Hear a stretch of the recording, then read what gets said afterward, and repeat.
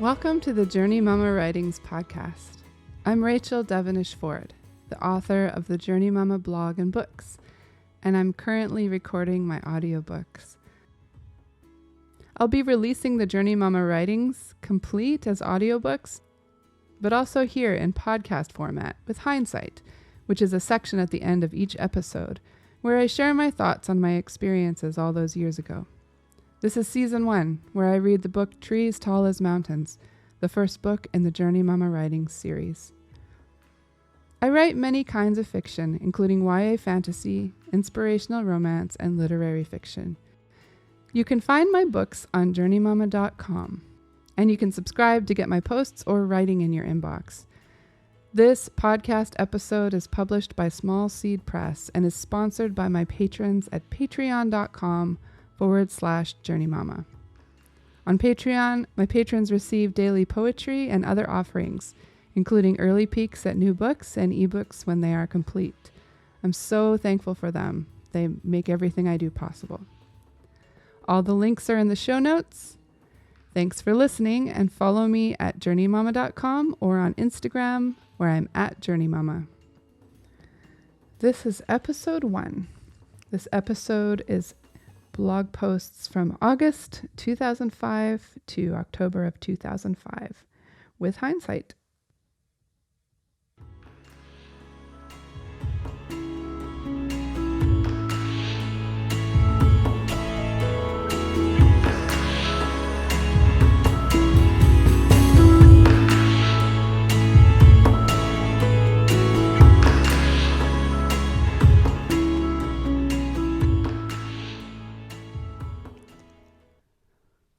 For Chinua, who is better than I could ever write him to be, and for Kai, Kenya, and Leafy, who taught me to be a mother.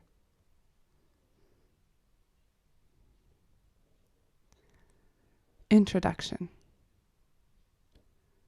I started keeping my blog, Journey Mama, in the summer of 2005. I had just moved from San Francisco to the Redwoods in Mendocino County, California. I had been working on my first book, Dogged and Determined, for about 8 months, but when I moved, my living situation changed in such a way that I found it pretty much impossible to continue writing my novel. I didn't have a clear space to write every day. I was living in a one-room cabin with my husband and 2 kids, and I was pregnant. I set the novel aside and started to write a web journal. It was much simpler for my poor, abused mind. Pregnancy seems to suck the creative juices straight out of my bones. To find interesting ways to write about my day than to continue creating the world I was trying to create in my book. And I didn't want to get rusty from not writing.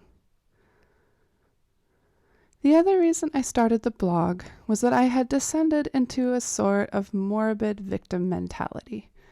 A self-pity that clouded everything. I had been struggling with depression for years, and I felt like my life had sort of plopped on top of me and wouldn't get off. I was 25.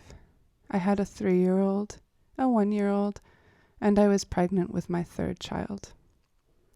I was an artist working in a job at administration and the utter servanthood of mothering. I felt cheated. None of our kids were planned, and I loved them to death, but I felt, well, like a victim. Like all the little things that happen in an ordinary day were making me crazy. So I started to write about my life, and in writing stories about my days, I floated to the top of them. I stood at the crest and looked down on my daily happenings, and I laughed. I made other people laugh too. I became an author in my life rather than having everything read to me.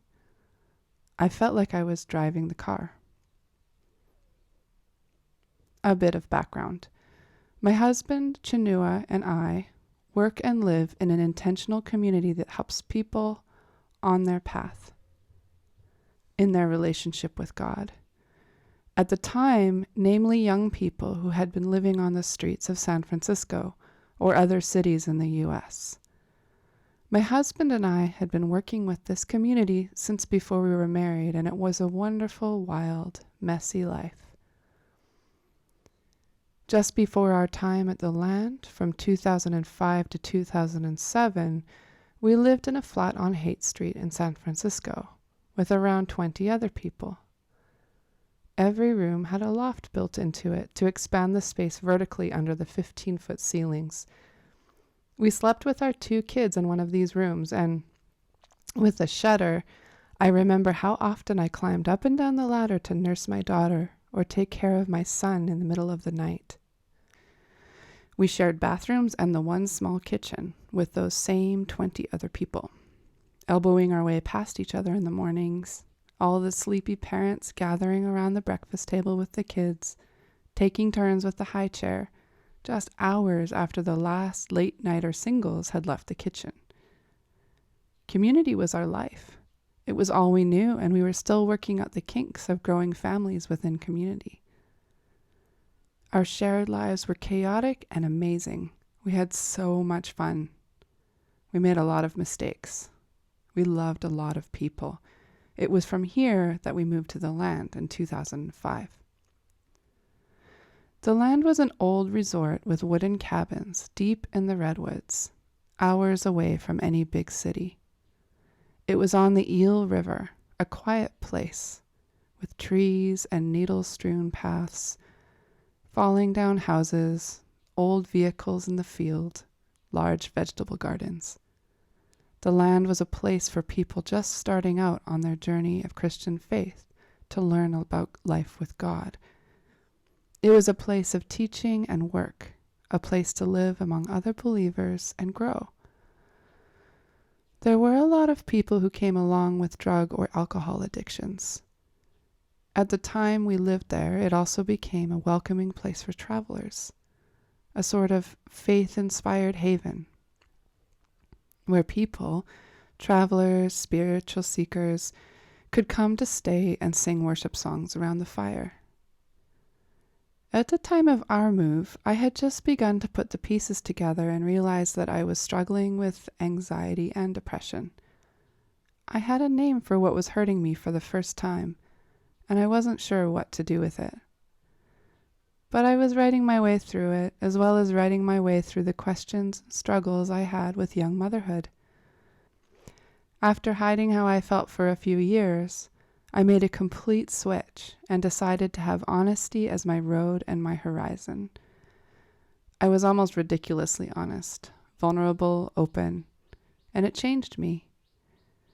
Before, I felt that I was in a box, alone with a brain that wasn't always safe for me. Though I lived with so many people, I felt unable to communicate how I really felt about parenting or the darkness that sometimes had me reeling. But as I wrote honestly, I discovered that isolation was half my problem, and people identified with the things I was writing, letting me know again and again that something I wrote spoke to them or for them. People have told me that they have gone and read through all my archives. I can't even imagine the amount of clicking and loading pages one has to do to achieve that. But last year, looking back through the shoe boxes of my blog, I saw just how much I had written. So many words, so many thoughts. My life as a writer can be seen so clearly in the sentences that have been added to one another, slowly through the years. I have combed through the shoe boxes and found the best posts to compile in this book. I picked the ones that most accurately showed my life at this time, as well as the ones that lifted me and made me laugh even all these years later. This first chronicle spans the time between first moving to the land and leaving with my family to move to India, nearly 3 years later. Now, when I read through these old words, what first comes to mind is that I was so young. I was unsure. I was overwhelmed by parenting young children.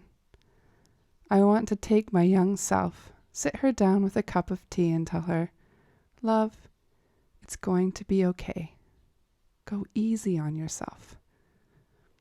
But in my writing, I also see a story of a girl who is trying to make sense of difficult things and find humor in them.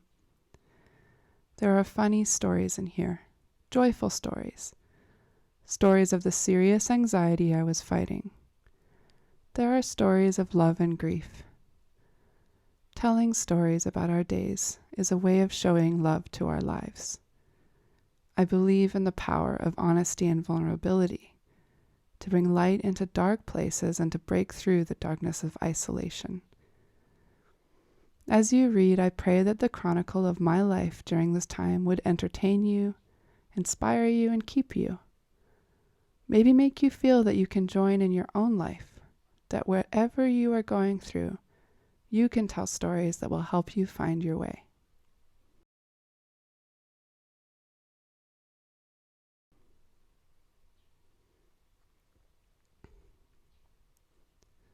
The first year. In the first year, I discovered the joy of writing stories. I saw that I could take my days, and by writing about them, make them my own. I could tell stories about embarrassing or humiliating things, and the stories would make me and others laugh. By writing about the humor and beauty that was in my life, if I looked for it, I was giving love to the wonderful and sometimes difficult life I'd been given. Writing about my life was shining love into it. Writing about my days gave them a new softness. In my depression and anxiety, I had begun to feel that the days that stretched out in front of me were a dark, terrifying wilderness. As I wrote about moments along the way, everything looked more friendly, and I discovered that the days are only days. I received and gave love as I untangled my thoughts through the act of writing, and discovered something wonderful. Truly, life was funny, surprising, and beautiful. I told myself the truth again and again, and I began to believe it. August 16th, 2005. Lately I've been thinking about life in the woods. I suppose the term the woods could be a euphemism for more than just living in the redwoods, because I've been struggling on and off with depression now for almost 4 years. And in a way it has been like walking through a deep forest, sort of a secret one, a dark place hardly anyone knows about. As in any forest, patches of light shine through here and there. Sometimes I walk into a clearing. Life in my woods, my depression, is darker than life here at the land. My woods are cold all the time and cheerless, also lonely. The land is hot at this time of year. There are people all over, and it is full of mirth and companionship. The sun shines through the trees everywhere you look, creating delightful variations of green and gold. It is a place of alternating patches of shade and sun, a place of constant light and breeze. When I hang my laundry on the line, I can see the river far below me, flashing silver through the trees. This is the physical reality of the place where I live.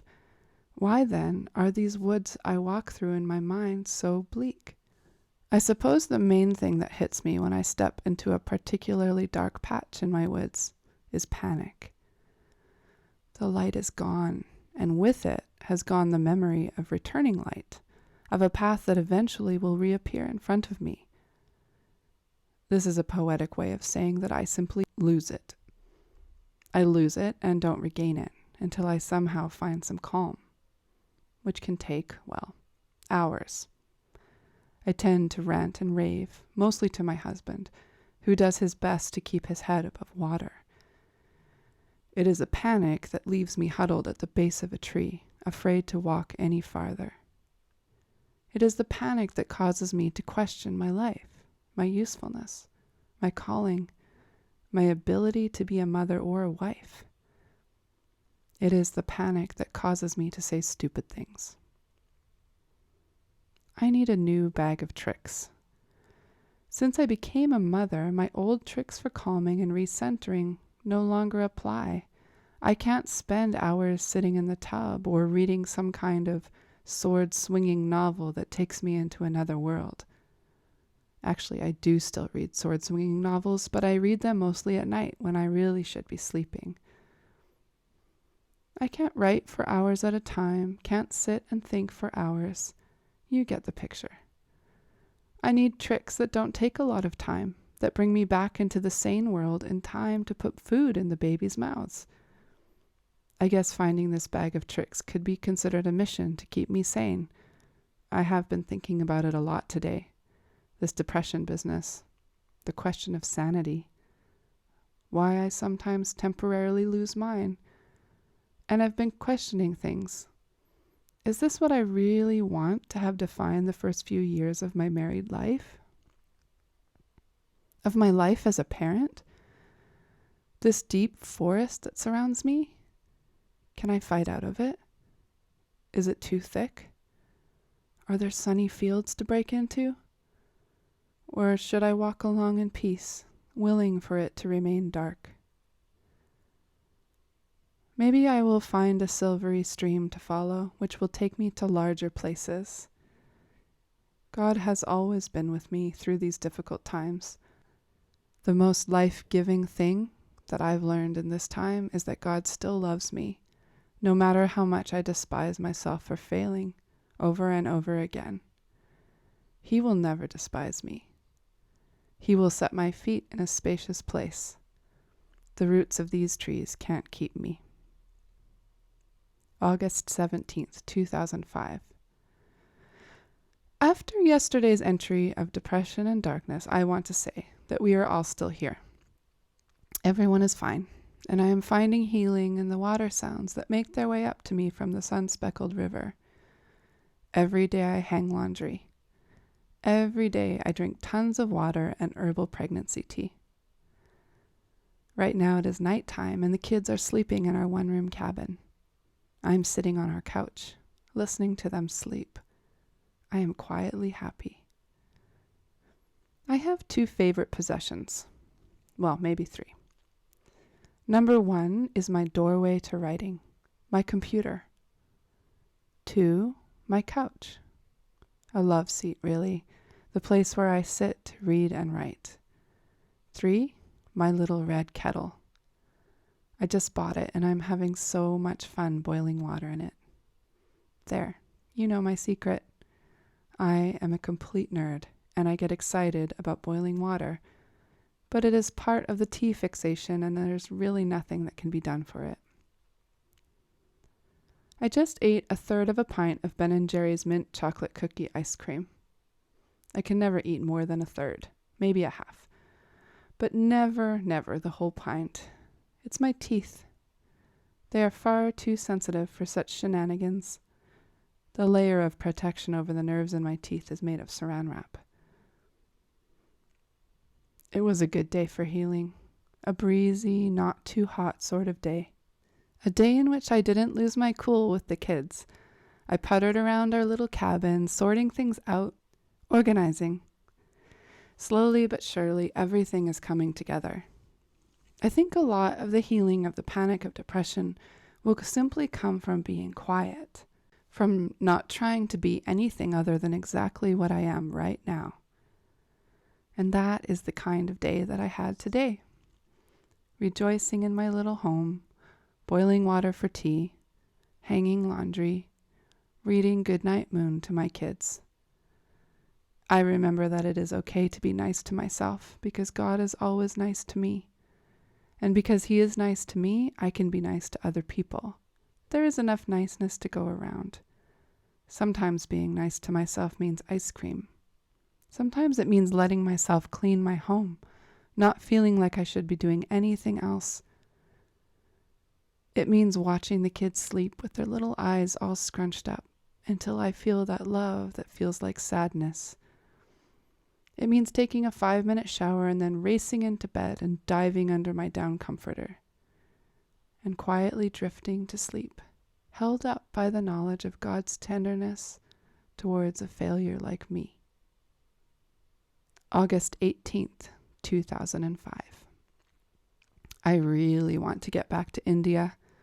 This is what I am thinking about right now after having got the kids into bed. I'm listening to them breathe. Kenya's soft whiffles and Kai's heavier, stuffy breathing. He has the breathing of a kid with allergies. It's cute and sad all at once, and when he's awake, you can get... It's cute and sad all at once, and when he's awake, you can tell that he's getting a little too intense by the fact that his breathing starts to sound like a Komodo dragon. But back to India. What's so great about India? I'm sure lots of people have wondered this over the years, as Chinua and I have gotten a little wild-eyed in our ranting about how much we love India and Nepal. Our love for India is one of the ways that we knew that we were made for each other. We tell the same crazy stories over and over again in different groups of people. I know that one or two people have heard our stories a few too many times, and we are probably in danger of having something thrown at us in the near or distant future if we crack open the leper in Kathmandu van running out of gas in the mountains and us hoofing it home story one more time. It's true, we do have some crazy stories. Sometimes I read those travel anecdote books and I want to say, that's nothing. It's the result of budget traveling in one of the most eclectic and unpredictable places on Earth. Crazy things just happen.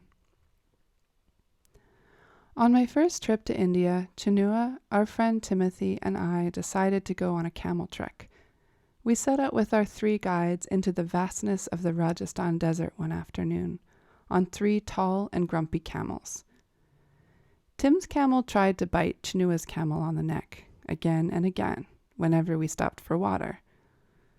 Mine was a little more placid, but once, when I was in the middle of clambering on, he stood up, leaving me dangling by one leg, a good 30 feet off the ground. 30 feet or 10 feet, something like that. Our 3 guides were about 10, 18, and 65 years old, respectively. The youngest boy was a cruel tyrant of a camel guide, whipping his camel with gusto while we protested without effect. My guide, the 18-year-old, was a romantic who whispered sweet words in my ears while Chinua tried to keep him in check from his own camel, which was trailing behind.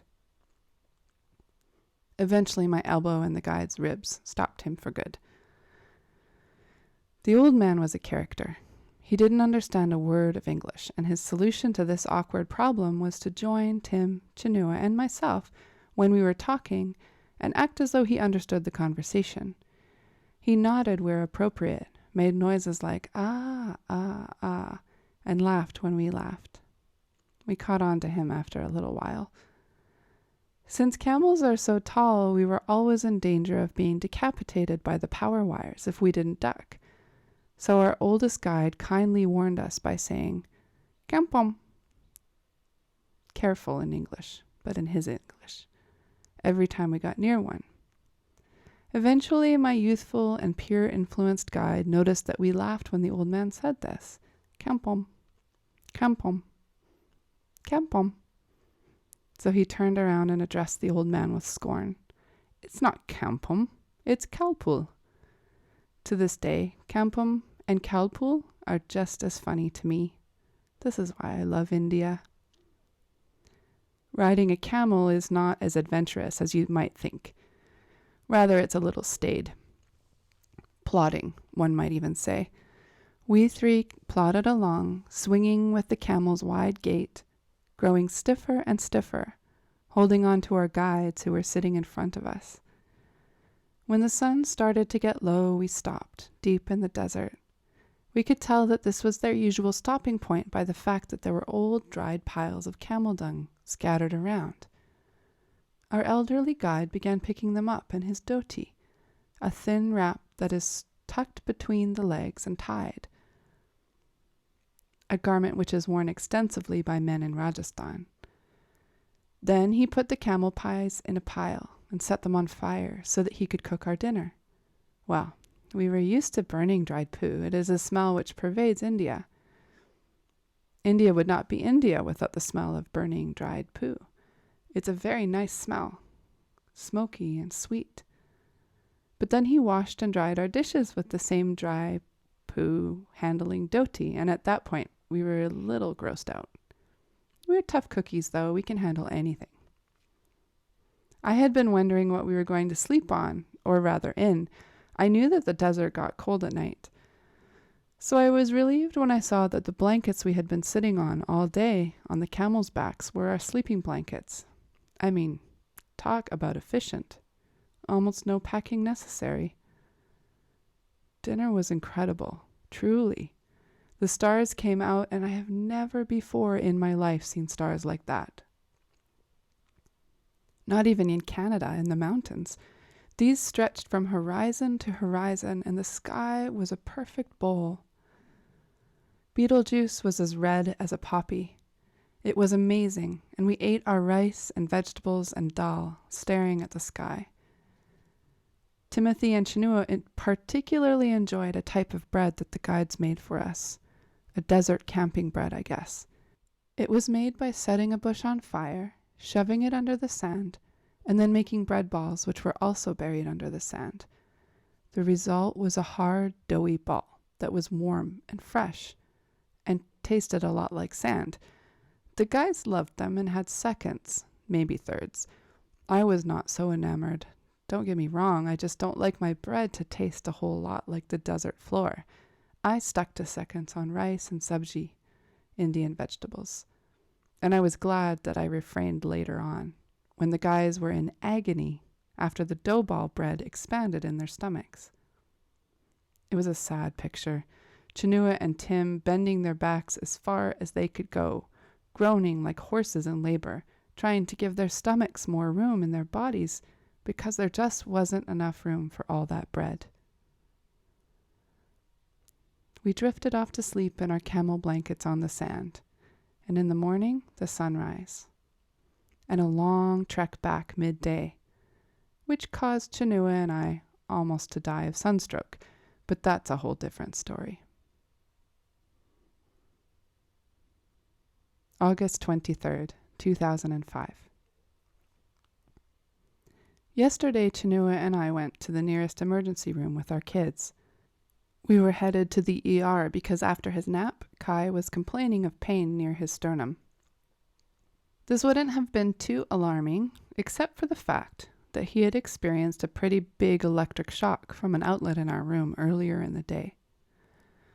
I watch my kids, really. It may seem that I let them run through the woods like Hansel and Gretel while I sit in my cabin, painting my toenails, but this is not true. Actually, while I'm painting my toenails, they lurk over me, fighting for a better view. Kai busily trying to touch the wet polish on the toe of one foot, while Kenya tries to step on the wet polish of all the toes on the other foot. It is a cross between a day in the spa and a wrestling match. Not totally relaxing. Anyway, Kai climbed behind a dresser to retrieve a toy that he had thrown back there. Watching him, I really just thought, better him than me. Bending is not the easiest thing these days, considering my rounded belly. But it just so happens that there is an outlet back there, which had an appliance plugged into it. And it just so happens that the prongs were a little exposed, and it just so happened that there was a long coil of wire that I only bought to use to try to break into the car when I locked myself out in a parking lot a couple of weeks ago. But that's a long story. And it had fallen off the dresser, ready to bend and touch the slightly exposed prongs when Kai brushed past them, crawling behind the dresser. There was a huge flash of light, and Kai came barreling out, and he was crying, and his thigh was hurt. And Kenya started fake sympathy crying, and I checked for black soot or burns, but there were none, except for the burn marks around the outlet. I kept a close eye on him, and everything seemed fine, until he started complaining of chest pain. We called a nurse and decided to go to the ER, but about halfway there, Kai wasn't in pain anymore. I felt a little silly as we walked in and registered with my child skipping around like a lamb. The hospital in Garberville is about the size of somebody's large house, and the ER staff appear to have nothing to do.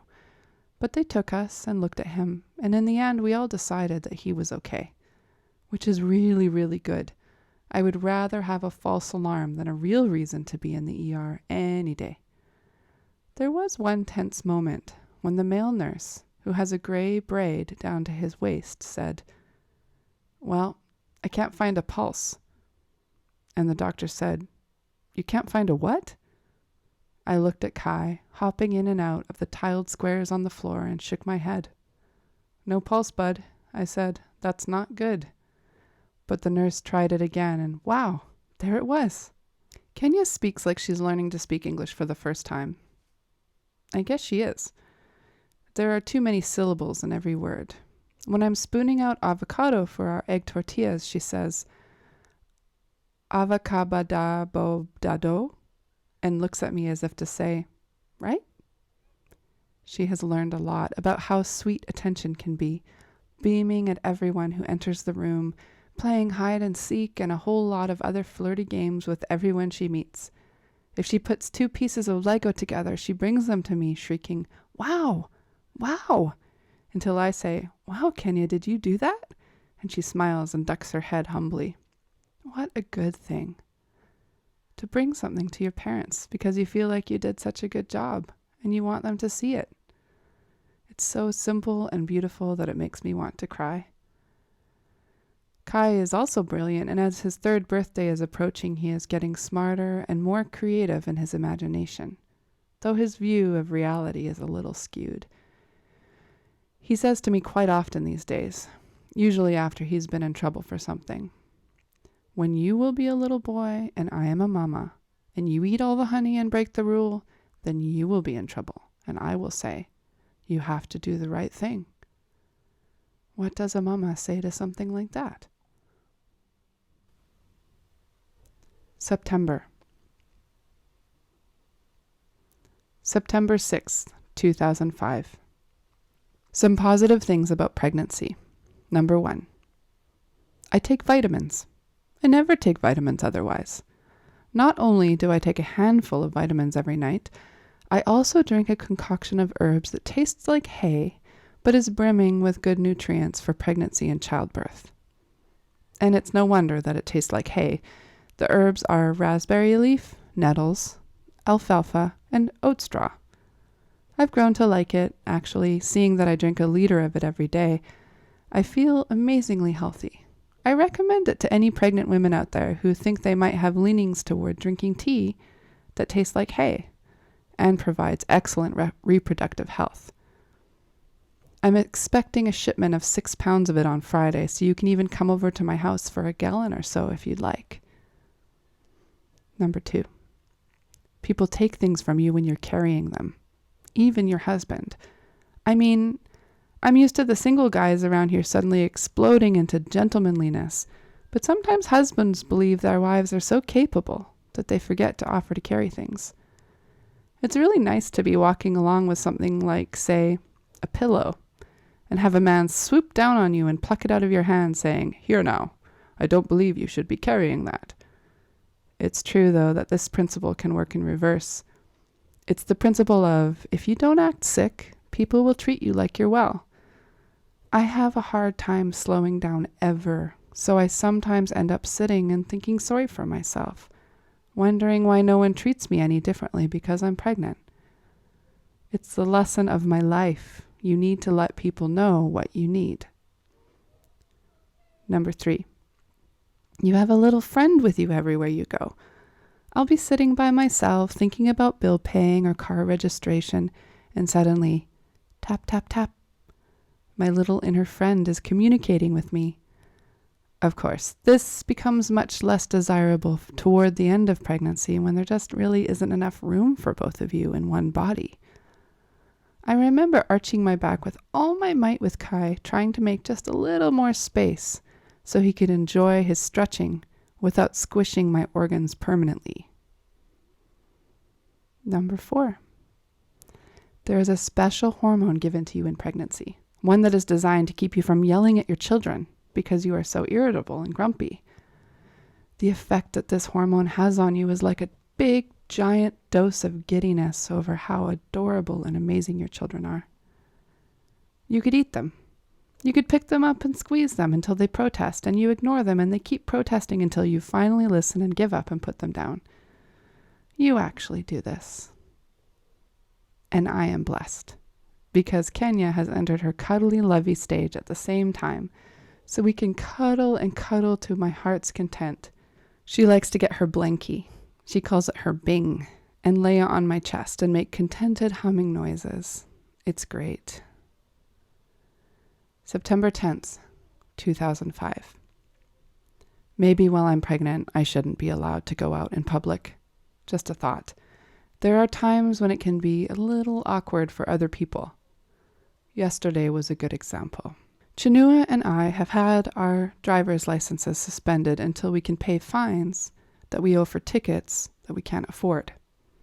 Yesterday was my big day to go and represent myself before the Humboldt Superior Court and beg for forgiveness for the speeding ticket that I received over 2 years ago. I felt a little nervous about it since I've never been to court before, and even my immigration hearing was like a cozy little chit-chat in my new Vietnamese-American best friend's cozy little office. He became my new best friend after granting me permanent residence on the spot. I asked Chinua what he thought court would be like. His thoughts were that it wouldn't be like anything on TV, and that it would probably not even be held in a courtroom. What he said made me think of a nice talk with a judge and a secretary, soon to become my new best friends after the judge dissolved my charges and sent me on my way with a blessing and an admiring word for what a sweet person I was. This is what actually happened. The court proceedings happened in a large room filled with church-type chairs. You know, the padded ones. After about 60 other people and I waited in the hallway for the judge to show up from his lunch break. The judge, who was a good-natured and humorous old fellow in a robe, sat at the far corner of the room at his bench, which was guarded from people who had potential grudges by 4 more padded chairs facing backwards. This, he said, was to give him time to pull out his gun should anyone rush toward him with a hand grenade, at which time, he said, the rest of us should duck. He really said this. Putting the chairs there was a wise move, since there was absolutely no security at the courthouse. This is Humboldt County, after all. I've faced much tighter security at the Central Post Office in San Francisco. The judge read us our rights.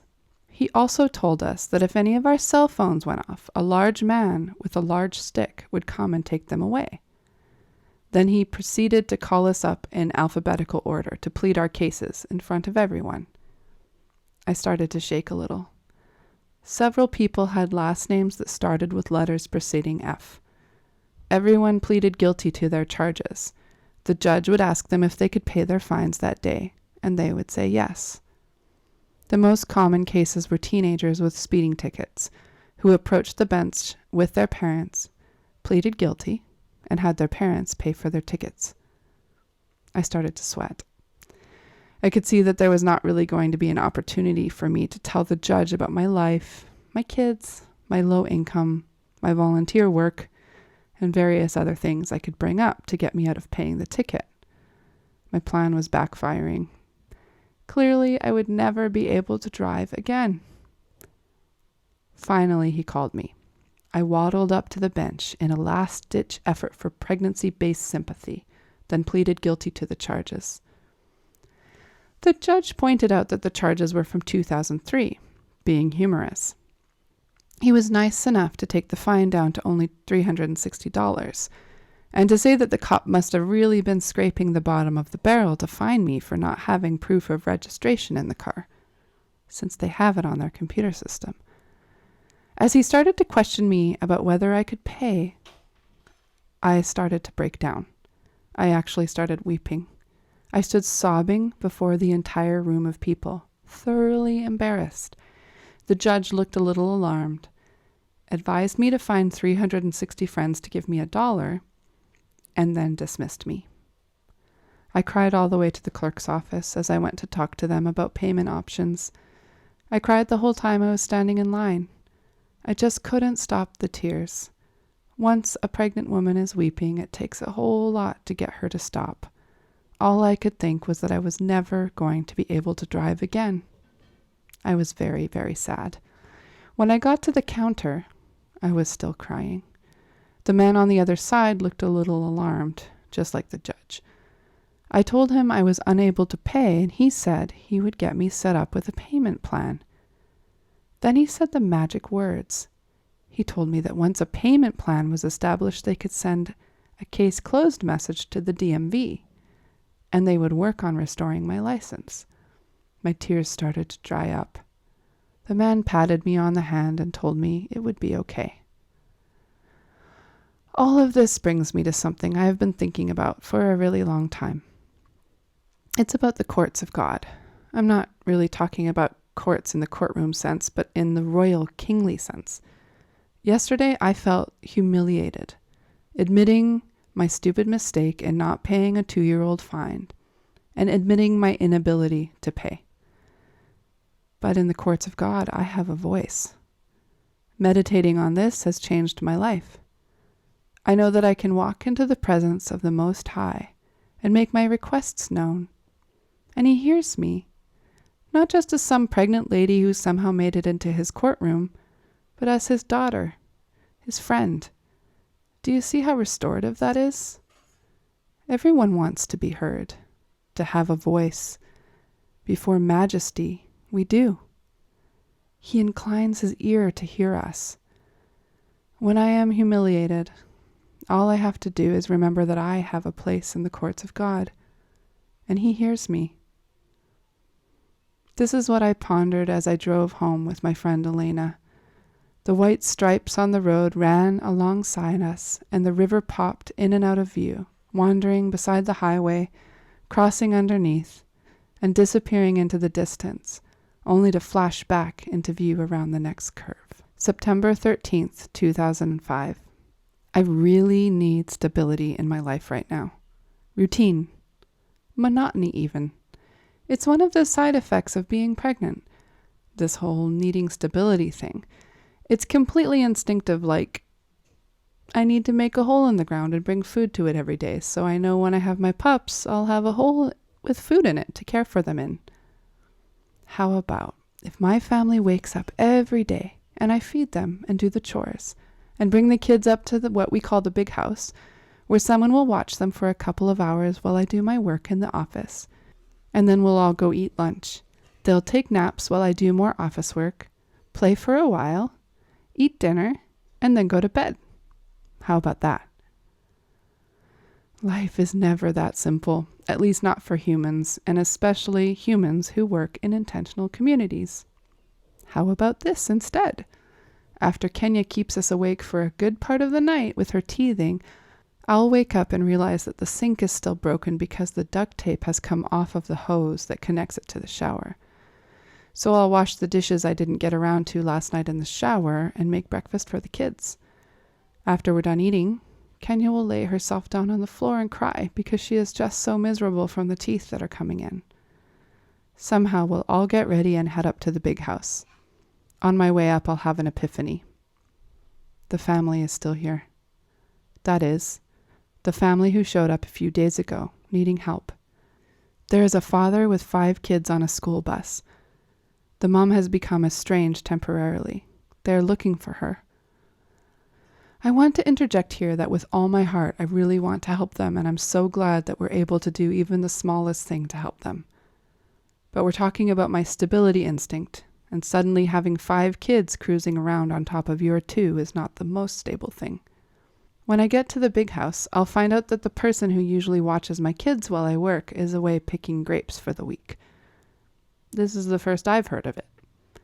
So in a last-ditch effort to get some work done, I'll attempt to put on a video for them.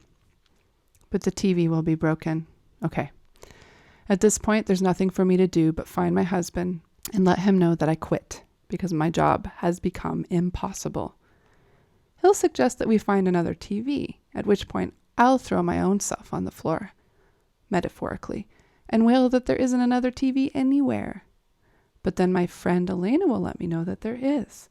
So Chinua will install the new TV, which has been around since before I was born, while I sit and mutter in the corner. Soon the kids will be happily installed on the couch watching Pooh's Heffalump movie. All the kids, including Elena's son Jed and 3 of the other 5, and I'll go start some work in the next room. Not very far into it, though, Elena will come in holding Kenya and tell me that she found her down near my cabin, crying her heart out. She must have been looking for me. After my immediate heart attack, I'll cuddle her, thinking, and they call the TV a babysitter. Ha! Nix the TV babysitting. Not much will be done, and you get the point. We'll have a few more adventures, like Kai waking Kenya up half an hour into her nap, so the rest of my working day is shot as well. And then Elena and I will chase a stray chicken around for a while. You can imagine how hilarious this looks if you remember that Elena is 9 months pregnant and I am 5 months along. The visiting kids will prefer to think I am heartless rather than believe me when I say that I am working and too busy to fix the VCR for them. It will be an amazingly routine-free and fruitless day, work-wise. And it is so, so good for me. It is at times like these, when I am torn between sympathy and irritation, that I have to turn to God and say, "Look at me, I'm still a wretch."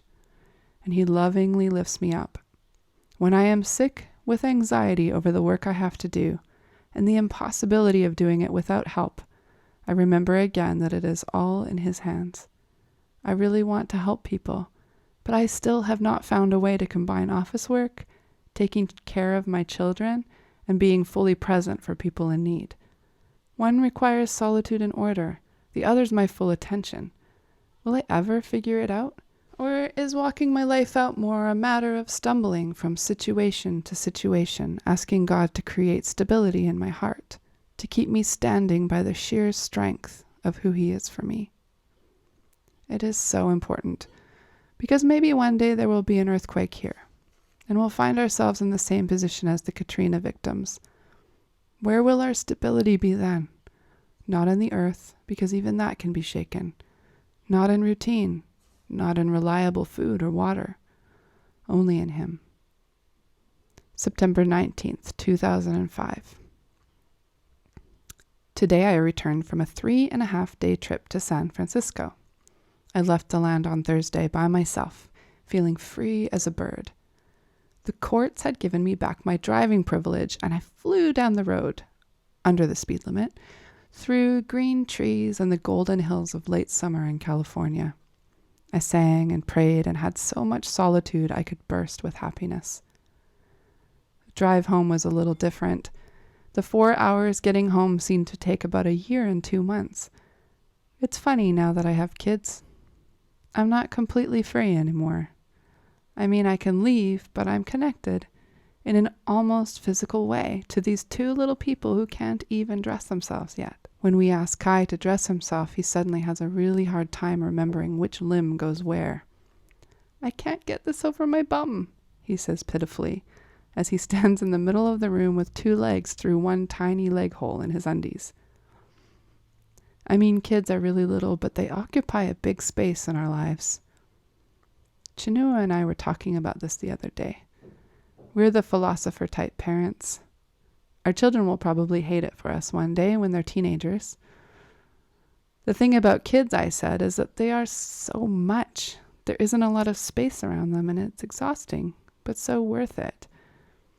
And what I learned from being away is that now they take up so much space in me. There isn't tons of room for a whole lot else. It actually leaves me wondering what else there was before. I can hang with it, though, for a few days. I really like being by myself, visiting friends and having uninterrupted conversations. I slept in until 10 o'clock for the first time in 4 years.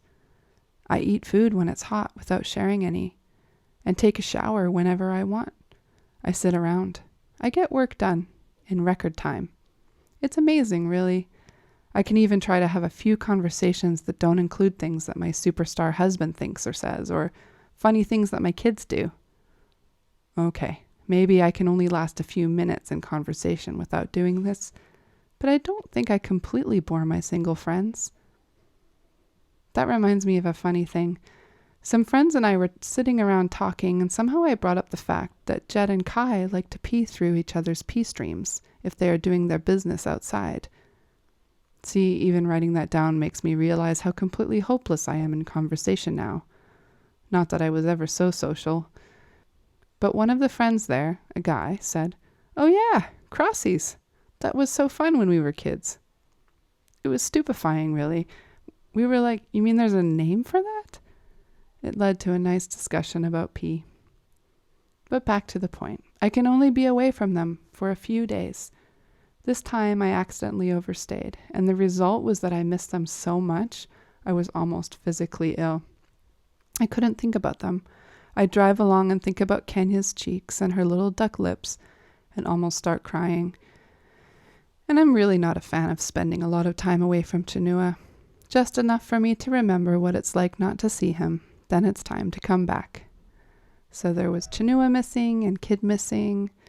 And oh, it was so good to get home, to be with them again, to see how happy they were to see me. September 21st, 2005. Some days I feel like I'm being pulled in too many different directions. It's like people have a grip on all of my limbs and are pulling. Either that or my mind is made of a mountain of different colored pebbles, and all day long I am forced to search for specific stones. The green stone, the red one. I am scratching and heaving through a storm of tiny details, getting sidetracked on one search by the urgency of another. I may be a little tired right now. But the beautiful thing that supersedes the mountain of pebbles is that maybe for the first time in our marriage, I feel that Chinua truly appreciates me. Not that I haven't felt appreciated before, but that now he really knows. He knows, because I went away for 3.5 days and he tried it. He said, "I don't know how you do it. How do you keep the cabin clean and wash the dishes and give the kids baths?" Then he said, this is after I had been back for a while, "Look at this place. You do it so well. You are really, really good at this." Can you believe it? I felt all warm and fuzzy inside. And I was also thinking, yes. Because, to put it plainly, I've wondered if my beautiful husband understands how much work it is to do all this.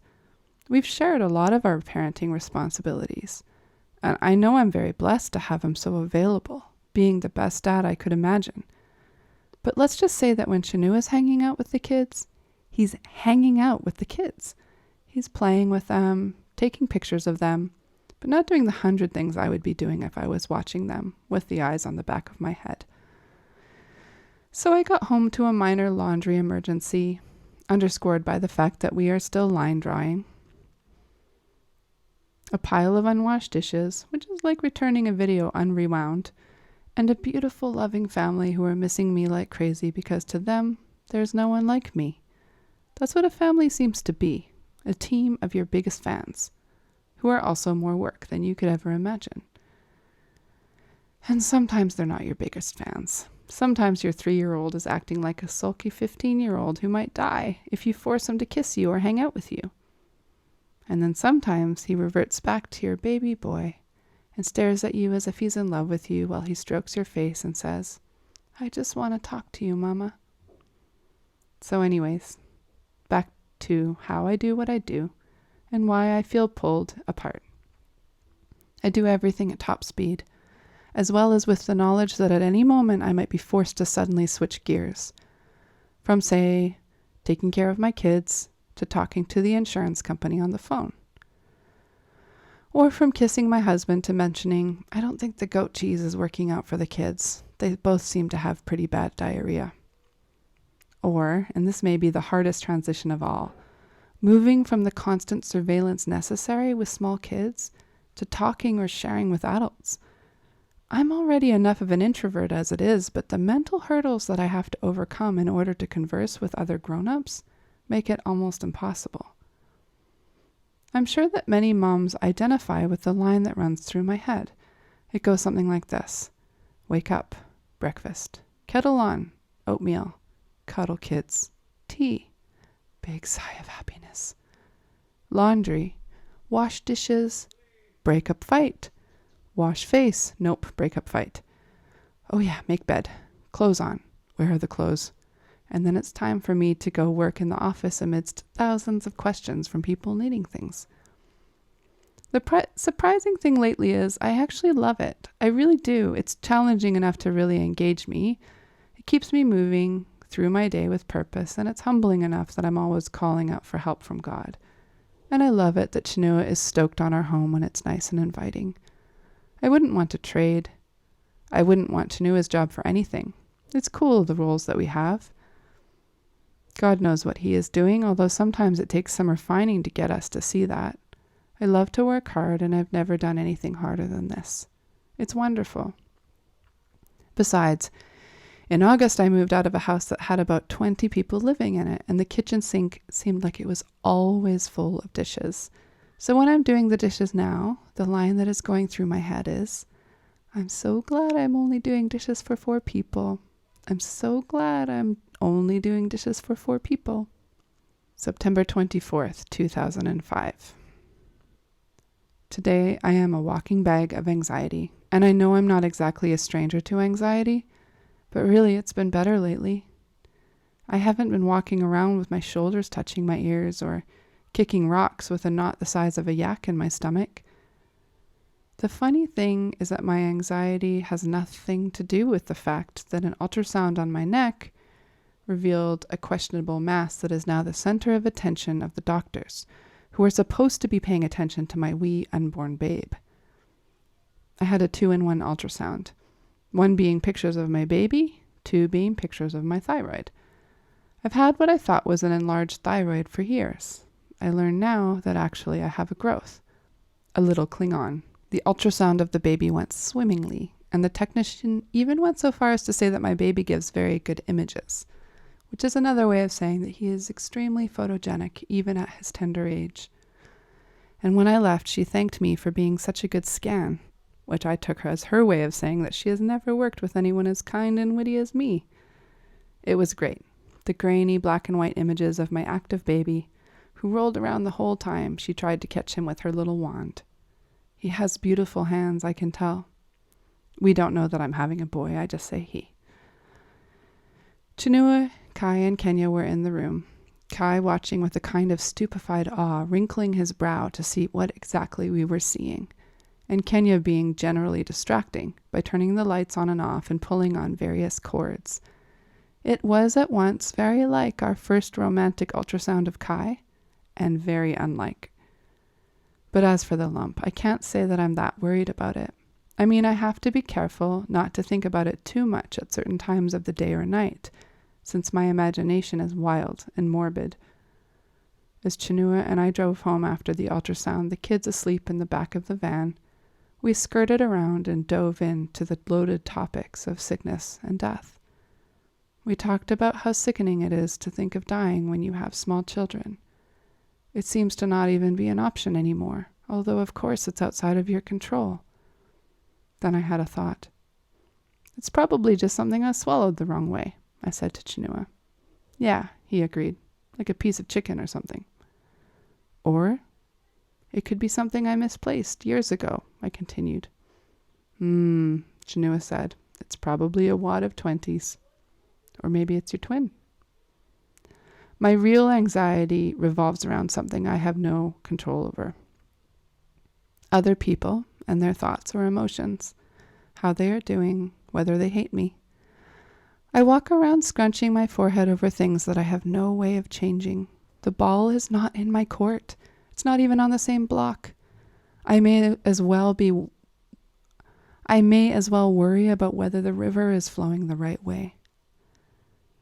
Living here at the land, a community for people who are in the long process of learning to walk with God, I worry about the guys and girls who live here with us. Are they leaving? Should they be leaving? Did they leave for the wrong reasons? So-and-so looked sad at lunch. Are they okay? Or I worry about conflict. Is everyone mad at me? I sound really pathetic, but it's funny I can trust God with my pretty neck. I like my neck, even if it is a bit lumpy. It's one of my favorite body parts, next to my forehead. Yet I feel like the pasts, presents and futures of the people in my life are on my shoulders. How ridiculous is that? This is all to say that the futures of my dear friends are in the hands of a gentle Father, just like my skinny little lumpy neck. October 2nd, 2005. The first rain came yesterday, and I stepped out into a tropical breeze when I left my cabin in the morning. The air hung close around, and wisps of mist were weaving through the trees. It was surprisingly warm and humid, raining ever so slightly. I hurried to get my laundry off the line and felt perfectly happy, loving the warm wind, which reminded me of Thailand. I rushed to tell Chinua to step outside and breathe it in, and he agreed with me. It was a perfect day. It was a perfect day in many ways. It was my husband's birthday, and I'm so glad that I've been able to spend so many birthdays with him. The first we ever shared was in Thailand when he turned 27. We sat with friends at our favorite restaurant in Chiang Mai and ate sesame balls and honey instead of birthday cake. Today was the 5th birthday that we've spent together. The only thing Chinua really wanted for his birthday was a set of juggling torches.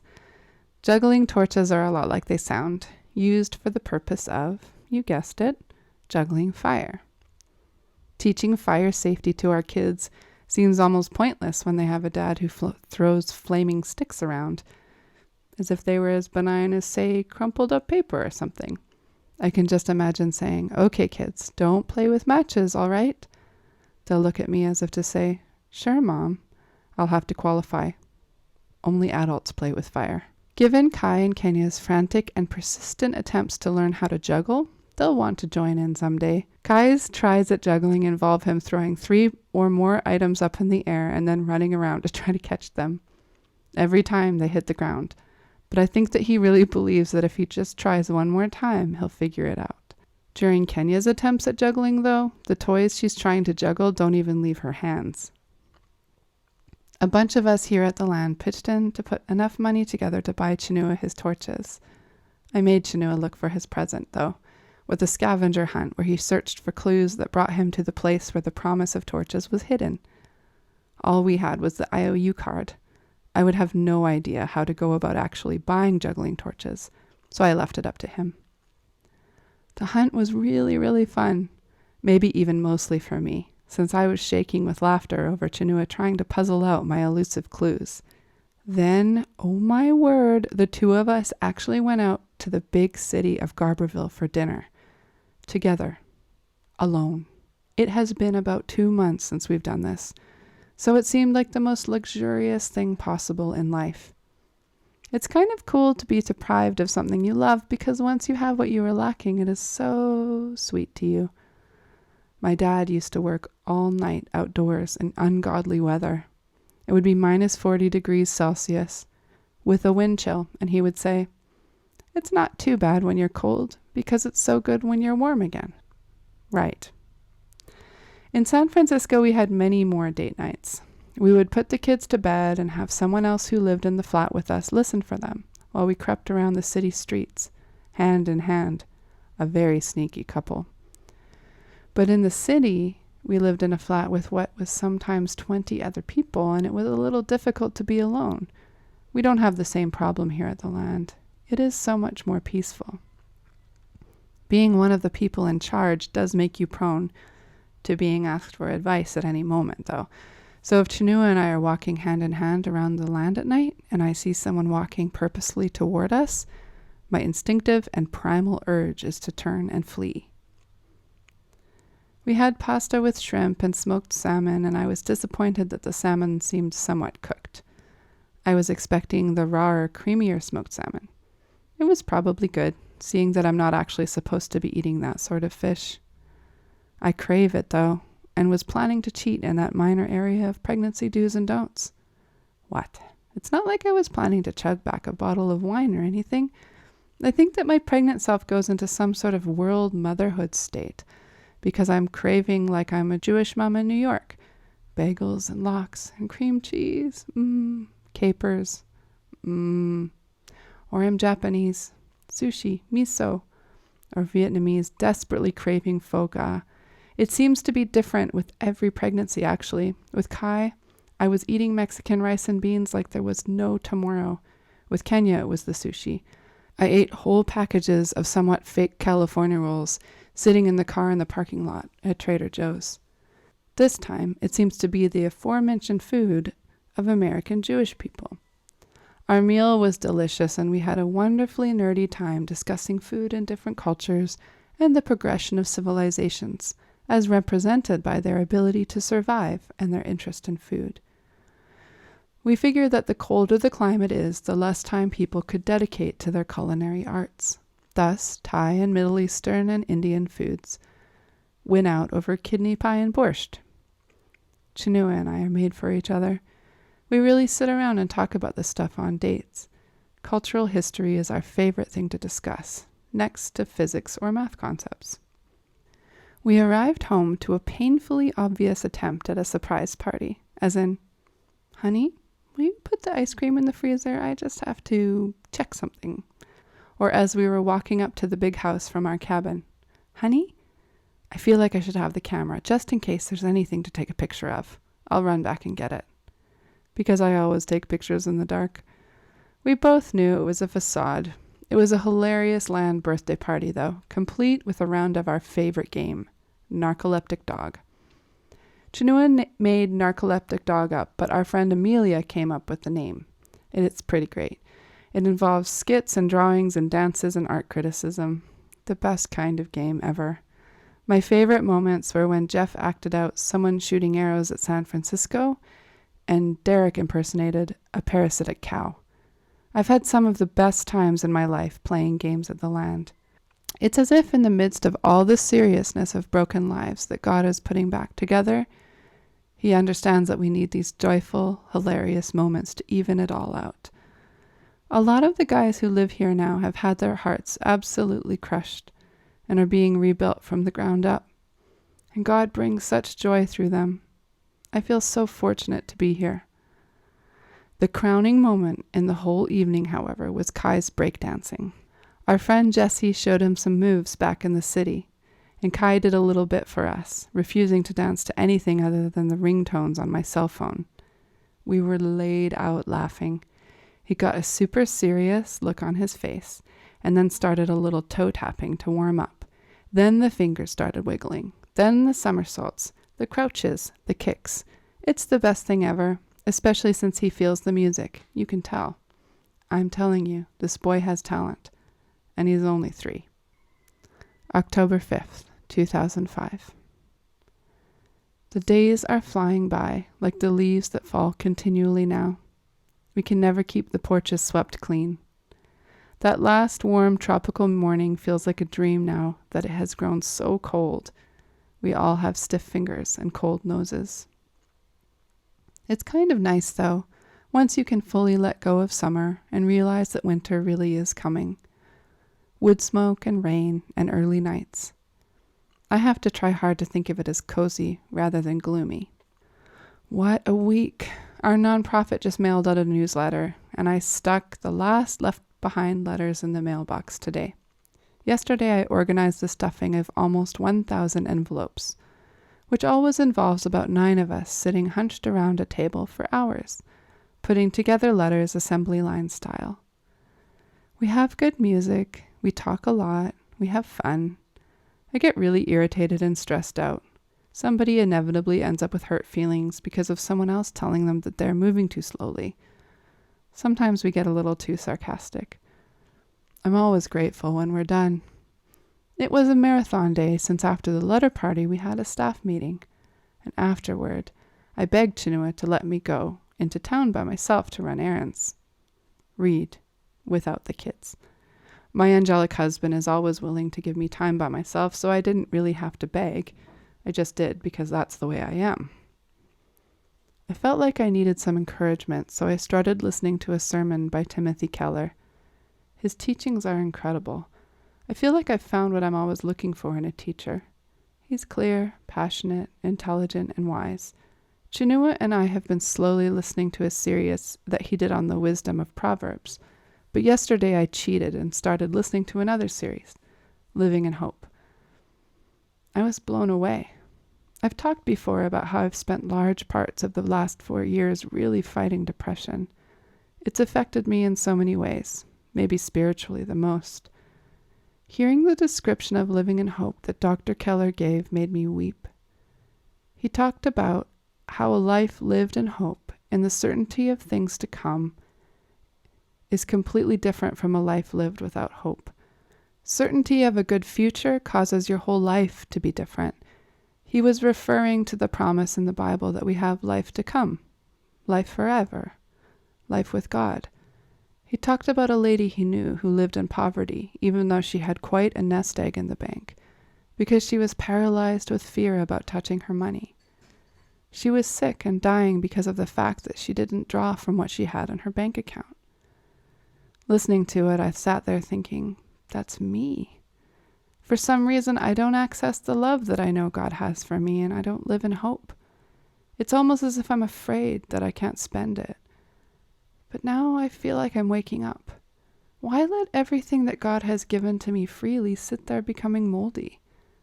Why do I live unaware of the goodness he has for me so often? I live like a worker bee, conscientiously doing all the tasks that are in front of me without drawing from the love that will sustain me, as though life is about work, as though Christianity is about work. And I burn out, I lash out, I die slowly. Dr. Keller described this as a widespread condition. Have we let ourselves forget what we have? What we are headed towards? It's amazing, really, that we can be so dull while we are being given so much. October 13th, 2005. Yesterday I was in the hospital and today I was at the doctor's office. I feel worn out. Of all the things that motherhood encompasses, it's the appointments that really get me down. Yesterday they did a biopsy of the lump that is perched on my thyroid at the base of my long neck. Or, as Chinua so aptly put it, yesterday I was stabbed in the throat several times. I did pretty well, I'd say, considering that when I was a kid, I was famous for screaming down the nurses when they tried to draw blood. I'm a little needle phobic. So I took precautions as I went in, bringing Chinua with me for moral support. We dropped the kids off at a friend's house, where they were absorbed into the surroundings and pretty much didn't notice when we left. The family that we left them with has a whopping 10 children, and the wonderful thing about this is that another 2 don't really make much of a dent. I was nervous. I probably would have been more nervous if they had bothered to tell me that they actually needed to take about 6 samples. The nurses I had talked to on the phone had vaguely described a sample. This meant that, including the 2 shots of Novocaine, I was stuck in the neck 8 times. And I understated it when I said I'm a little needle phobic. I'm actually a big, huge needle phobe. I lay there peacefully breathing until they gave me the first shot. That's when the panic set in. That's when I started to feel faint, to feel lightheaded and nauseous and cold and then hot. That's when I remembered, I can't do this. I hate needles. It took everything in me not to panic, to lie there quietly while the nurse, who looked exactly like Jennifer Aniston, put cold towels on my forehead, and the doctor, who looked exactly like Steve Martin, became very informative about exactly how much I was bleeding and the methods he was using to extract the tissues. He used words like sawing while he was jiggling the needle back and forth energetically. Pretty much every time they'd put the needle in, they had to talk me out of fainting. And as I was exerting all my will into not panicking, the pathologist, who was there to ensure that they had the proper amount of samples, said cheerfully when we thought we were done, "Since she's so nice and relaxed there, why don't we get another 3 samples or so?" They only took 1, but it unfortunately turned out to be a doozy. I'm surprised I'm not paralyzed. Not a pleasant experience. I used to think when I was younger and would faint when my blood was drawn that I was just a big wimp. Now I know better. I've been through 2 long childbirths with no pain relievers, and I look back on those experiences with awe and nostalgia. My problem is as simple as the fact that I actually hate needles. I think I've learned to internalize a lot of things, like the way I hid my panic on that table and the pathologist took it as peace. A good friend of mine told me the other day that I've somehow made what I do. She was talking about being the mother of young children and doing the part-time work that I do, which somehow seems to take up all my time. Seem easy, that it seems effortless, graceful. How can this be? I guess the turmoil and the craziness are inward. I hide the fact that I've been a mom now for 3 years, and I feel like I've just started to figure out what I'm doing. The fact that I usually don't catch my breath until the kids are in bed at night. Well, I'm glad it seems easy, because it really is a lot better than they tell you. They tell you that motherhood will take over till there's nothing left of you, but they don't tell you that what comes out when that happens will be a real person. Truly nice, instead of nice only when not messed with. Like today, when I took the kids into the doctor for their checkup. The nurse told me to get the kids undressed for their physical, and I was left in the exam room for half an hour with a naked 3-year-old and a naked 18-month-old running around screaming and pulling open doors that contained hazardous material. The only appointment they were able to give me was smack dab in the middle of Kenya's usual nap time, and I'm telling you, she gets a little wild, especially in a room full of sharp instruments and nothing to play with. And for some reason, Kai, her older brother, follows her example rather than the other way around.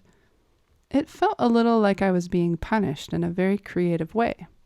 Here, sit in the little room with your wild naked children and try to make them behave. I guess I had it coming. They were so good yesterday after the biopsy, when we were doing our come out of the woods and shop blinking in the bright lights errands. And they are perfectly healthy, not anemic, tall for their ages, and bright as sunbeams. Just don't put them into a doctor's exam room for long periods of time. And don't ask me to fill out stacks of paperwork so that I can only half watch them. And here I am now, feeling a lot better after having written this, emotionally exhausted from continually pushing the worst case scenarios out of my head. It's not the most reassuring kind of exam, you know, a biopsy. But I'm in God's hands, which is the only place I've ever been, the only place to be. October 16th, 2005. Why exactly is it so hard to pack for a trip when you have kids? It's like trying to put the carrot back together after you've juiced it. I remember, after I had Kai, thinking that birth had done something to my brain. I couldn't collect my thoughts, couldn't figure out how to get out the door without melting down. Now, 3 years later, I am mostly better, but let me know that we're leaving for a week and pandemonium sets in. I can leave for the day easy peasy. Although every so often I get really confident and leave something behind that's as important as, say, diapers. But the longer trips have me stumped. Chanua and I left for San Francisco earlier today. Yay, we're on a kind of journey. We have work to do in the city, people to meet with, a wedding to attend and photograph next week. Once we were on the road, it was great. The kids were angels in the car, with barely any crying, barely any protests like, "Mom, I don't want this piece of the seat to touch me." We set our faces like flint, with the In-N-Out burger as our destination. Now that we live at the land, In-N-Out burgers are rare treats, with their rarity making them all the more precious. But this morning, while I was packing in the rain, I nearly had a panic attack. Chanua had to stand in front of me with his hands on my shoulders, instructing me to breathe. It's a problem I've had for a long time. Over the last few months, it's been better. It's the feeling that when I am doing something, I really should be doing something else. Torturing myself this way for hours, I used to wander around the flat in San Francisco, flitting from office work to kitchen dishes, to laundry in my room. I never felt okay doing anything. It was a terrible kind of guilt. Something else is more important than what I am doing right now, and I should be doing that. It's only recently that I have realized that this is not a healthy or normal way to live, and lately things have been better. I try to finish things I start, try to be peaceful making breakfast when it's time to make breakfast, paying bills when it's time to pay bills. I try to keep my time with the kids and time in the office separated, so I'm not doing too many things at once. Today, though, I would put a piece of kids' clothing into a backpack and then jump up to wash a dish and then brush one tooth before I realized that the kids were not even dressed yet. And all the while, the mantra going on in my head, we need to leave, we need to leave, we need to leave. It's enough to make anyone insane. I really admire the people in my life who have good focus. They seem to get more done than anyone else, rather than less. Like my husband, for instance, who is a kind of guitar virtuoso. I wasn't around when he was getting where he was with it. I wasn't around when he was first playing guitar, but I know that it came out of obsessive hours and hours of practice. I know this because it's the same way he learned how to juggle. I would wake up at 4 a.m. alone in our bed and wander out to the living room to find him. Sure enough, there he was, juggling, wild-eyed and exhausted. He gets stuck. It's the reason he plays guitar like a master and juggles fire like a pro. It's probably good that between the two of us there's a happy medium. But after today, I realize that I want to return to the peaceful focus that God has begun to cultivate in me. October 29th, 2005. The last week and a half has been one of the busiest and most difficult times of my life. I have slept in maybe 12 different places. I've driven a total of 62 hours. I've had 2 craccacinos, the little cappuccino drinks that come out of the machines in gas stations, even though I'm pregnant and I don't drink coffee, just to stay awake. I've had 16 meetings, slept in a bedroom with 4 children and 5 adults, photographed a wedding and attended a funeral.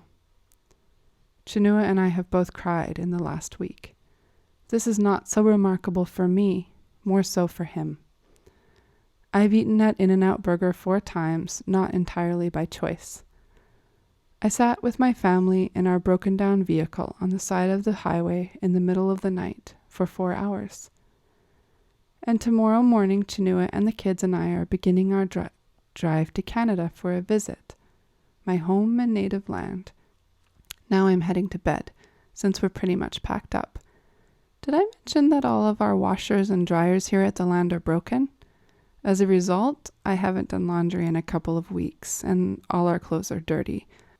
So packing was rummaging through the hamper for the dirty clothes I want to bring, so that I can stuff them all, stinking, in the backpack to take to my parents' house, where the first thing I will say to them as we fall through the door, blissful and exhausted, is, "Do you mind if I do some laundry?" Hindsight. So welcome to the hindsight part of this podcast.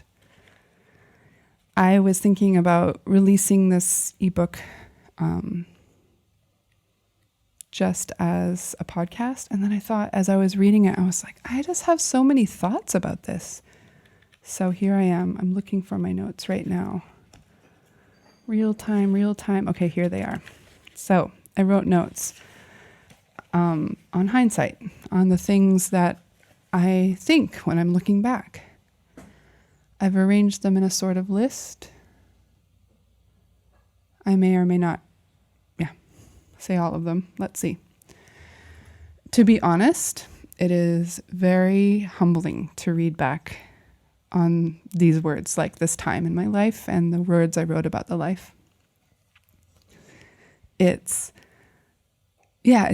humbling. I was 25 years old and it feels like she's very familiar because she's still with me and she's different. And I love her. I think that's one of the biggest things that I feel reading back on this is I love that girl. I love that Chinua, young Chinua, and I love those babies. Oh my gosh, I love those babies so much.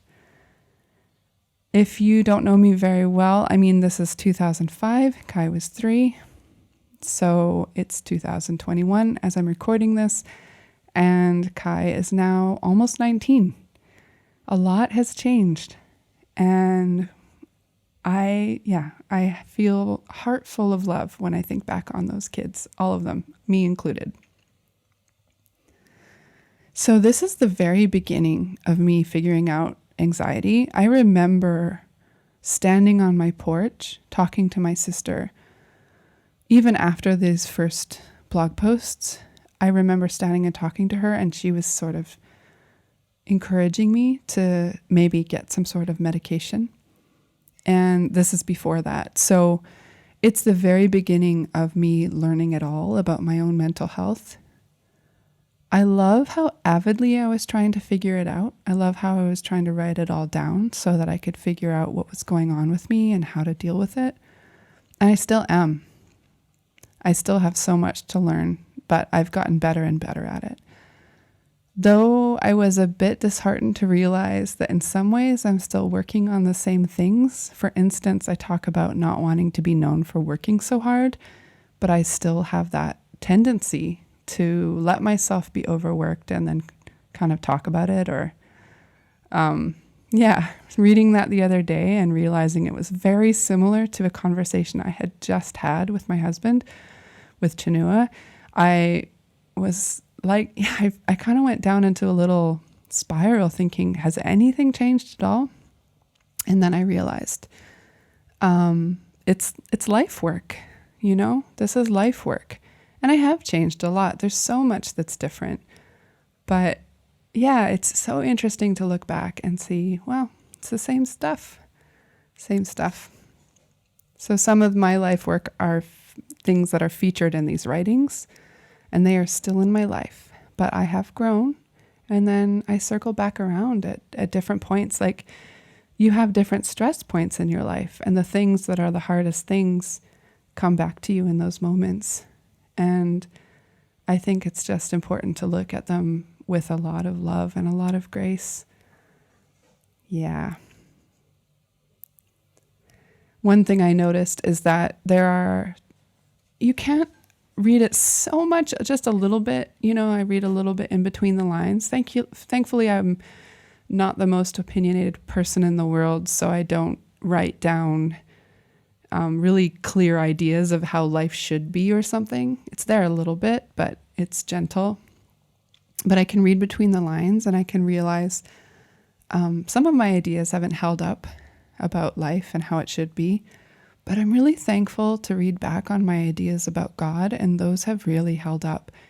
And He was always the safe one. God was the safe place, the one who loved me when I couldn't love myself.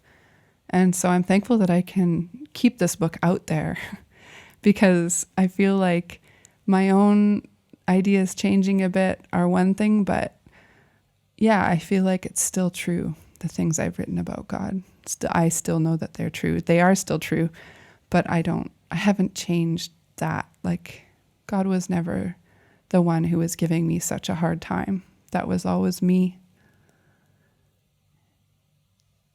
Yeah, as I read through and I'm reading the stories about Kai going to the emergency room, or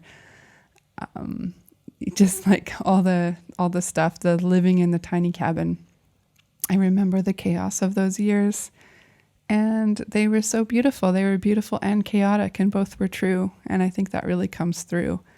I maybe complain a little or write a little bit more about the hard parts than I do now because I hadn't weathered stuff yet. And everything felt interesting to me, and that's kind of what blogging was back then too. But yeah, I like to think about how beautiful they were as well. I write, you need to let people know what you need, and that is still true. I still need to let people know what I need, and I'm still allowed to do that. And sometimes I forget, but I've gotten much better at it. Reading back over the story about the ticket and going to settle it in court in Humboldt County, it's funny, but yeah, it's a funny story and it's a sad story. And I still cry in public. And it's one thing I've just had to come to accept about myself, that I get overwhelmed and I kind of melt down about things. And then I cry. And that's a response that I have. And I definitely, I try to kind of reassure people, like, it's okay. This is just something that happens to me. It's not about you. You don't need to worry about this, and not put it on others in any way. But I do want to look back at myself sometimes and say, especially like later on when we'll read more later, but you have sensory issues. Like, you have real things, and I haven't discovered those things yet about myself. So that's interesting. Reading the story about the kids who were over with the big bus, I can say I have never managed to find monotony, but I have found peace. There's been a few more boundaries in place, and I have also learned flexibility. So all those things are true, and there's definitely no monotony or sameness necessarily always to life, but yeah, there's more peace. I wanted to write a note because I wrote that our kids would probably hate us being philosopher type parents when they became teenagers. And I was very wrong about that. They do not. They did not. We are an entire family of philosophers. We are analyzers of meaning and everything. And we are debaters. So they're probably all a bit more debatey than I am. I think it's clear where that comes from. But I love the discussions, and I get into it too. And we just talk for hours about everything. And so that was something that I kind of, in my idea of teenagers, is that they get embarrassed about their parents and all that. Sometimes that's true, a little bit, but mostly actually we turn out to love the same things, some of the same things. I can read through my words that I had strange ideas about what the shared work of home looked like and roles in the beginning of our marriage. I read several books that I think really piled a lot on women, and I can say that over the years I've gotten better at not assuming things are mine to do and sharing things. And one of the best things that has happened since the beginning of the pandemic, actually, is that Chinua and I started taking turns cooking every evening. I don't know when or why I assumed that was my job. I would just do it and then ask him every once in a while to take an evening. We take turns every night now, and he loves to cook. He's always loved to cook. And it's fantastic. It is the best thing. And I'm really glad about that. I needed a bit more flexibility. I mean, we had really unconventional living situations for a long time. We lived in community houses with a lot of other people for a long time. But I don't know, I just sort of assumed all these things were my job. And I've had some good friends recently that have kind of had these discussions, like who's going to do what and how are we going to divide this up? And I really enjoyed the freedom in that.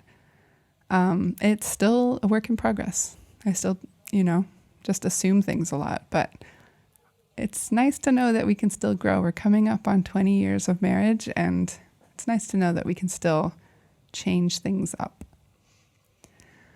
I have a note here that just says, Baby Kai kills me. Baby Kai was maybe the cutest thing I've ever seen. And little questions, little thoughts, little ideas. Oh my goodness, the kid was so cute. I wrote a little bit about switching gears and how hard that was for me, especially in the first years of being a mother.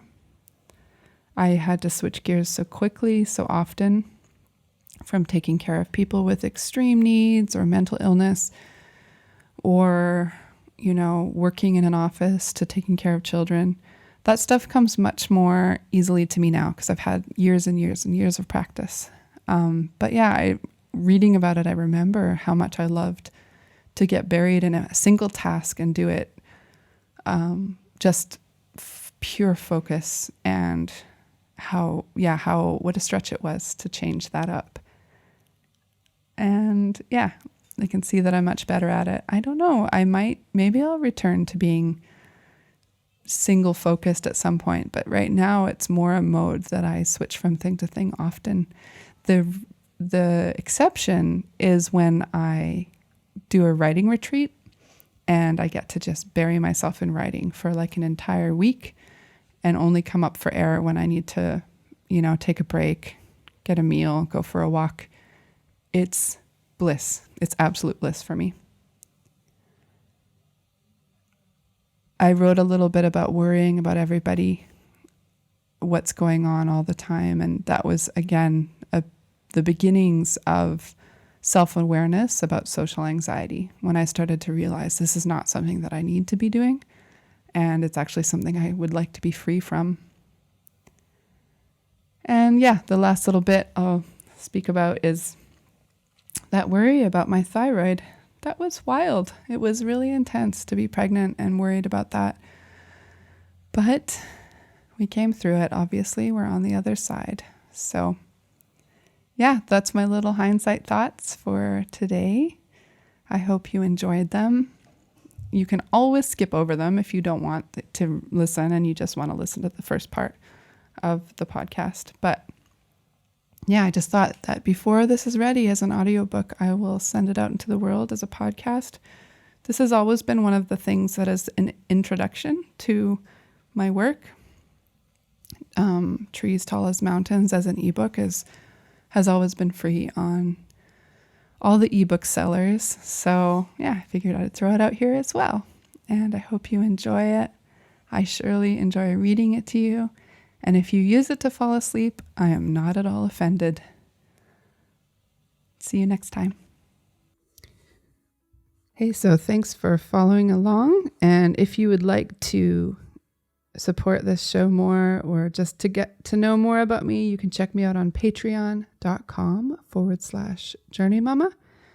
You can also find out more about me on my blog, journeymama.com. You can follow me on Instagram at @journeymama or on Twitter at @journeymama, which I am not very much on Twitter, I must confess. And yeah, check out all my books. If you go to journeymama.com, there's a handy link with all my books right there. This podcast is sponsored by my Patreon followers. So thank you so much for all your giving and all you do to make these things happen. I am very, very thankful for you.